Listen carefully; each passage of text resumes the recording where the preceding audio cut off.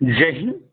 Suspend, बर्खास्त, निलंबित, dismiss, ये चारों शब्द आप लोग ने अगर पेपर पढ़ते होंगे, न्यूज देखते होंगे तो बहुत ज्यादा सुने होंगे, या फिर नौकरी करते होंगे तो भी ये सुनने को बराबर मिलता होगा। सस्पेंड, बर्खास्त, निलंबित और डिसमिस।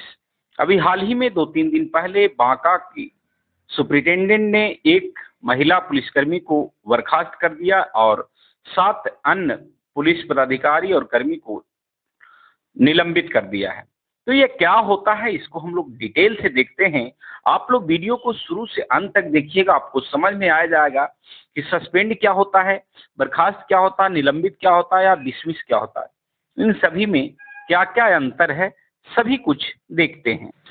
सबसे पहले जो आता है पॉइंट, वो निलंबित या फिर सस्पेंड।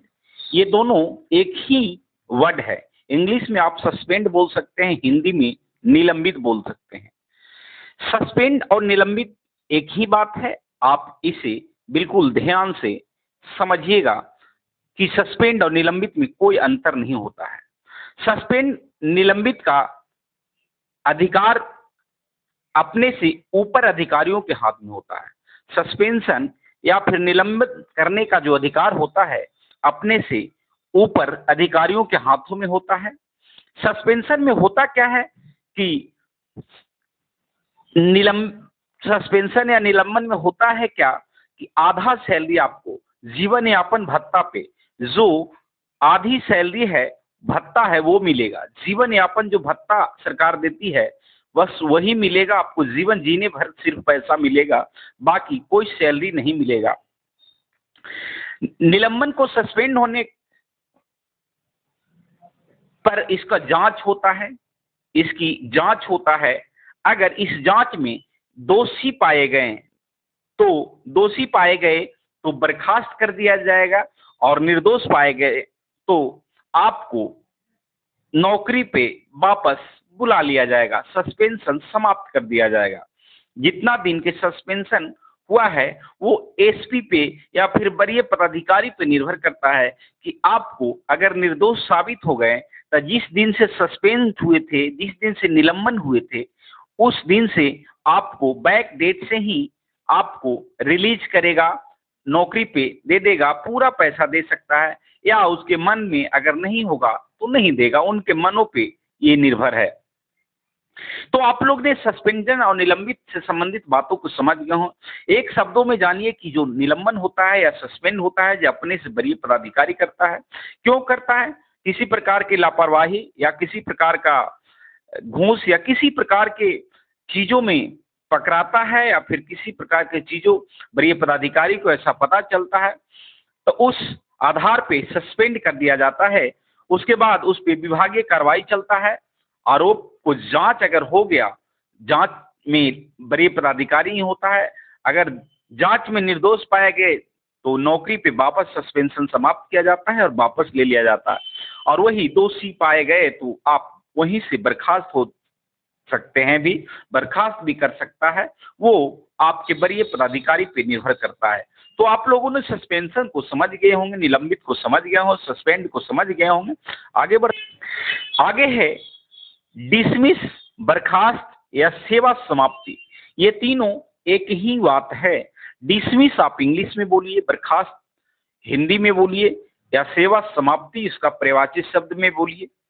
डिसमिस और बर्खास्त दोनों एक बात है, दोनों में कोई अंतर नहीं है। बर्खास्तगी का अधिकार जो होता है, मेरे प्यारे बच्चों या फिर जो भी सुन रहे हैं इस वीडियो को, बर्खास्त का जो अधिकार होता है विभाग के बड़े अधिकारी करते हैं।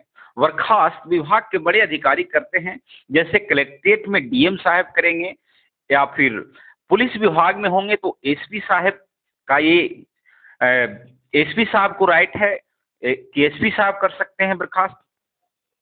बर्खास्त होने देने के बाद कोई सैलरी नहीं मिलता है।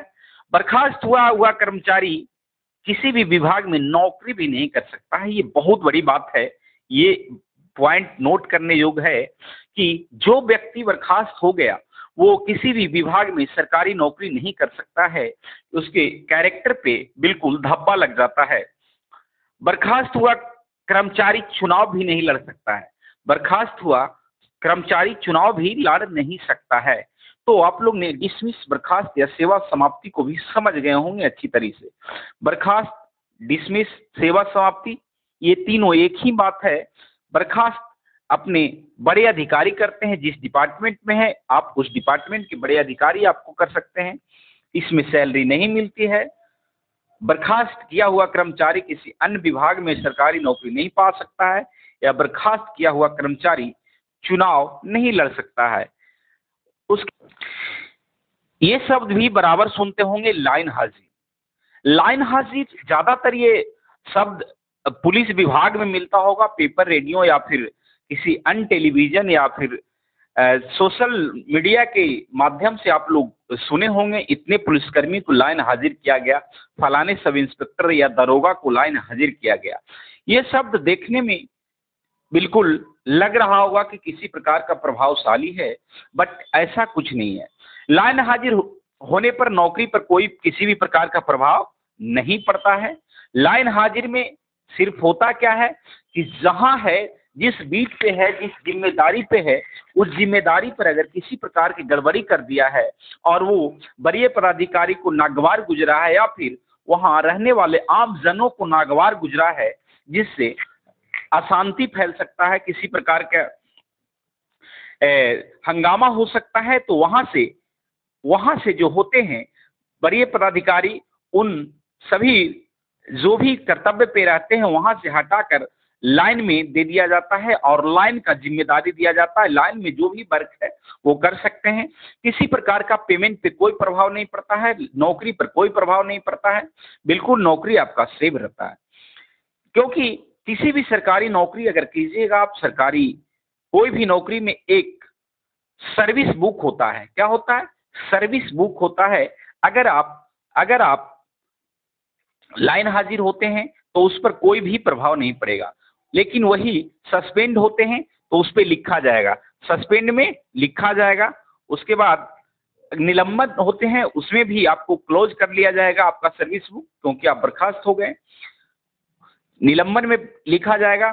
किसी अन्य प्रकार के जो भी चीज होता है वो सभी उस डायरी में लिखा जाता है, उस सर्विस बुक में लिखा जाता है कि आपका पहले से कैरेक्टर क्या है, आप कहाँ कहाँ नौकरी किए हैं और कितने अच्छे से आप जिम्मेदारी निभाए हैं।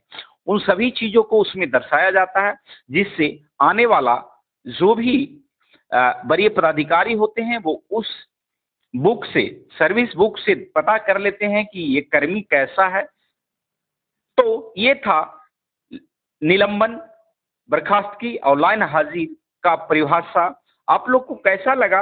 आप लोग अगर नए हैं तो मेरे चैनल को सब्सक्राइब कर लें, वीडियो को लाइक करें, और मैं इस प्रकार की वीडियो लेकर आते रहता हूं। मिलते हैं अगले वीडियो में, तब तक के लिए जय हिंद।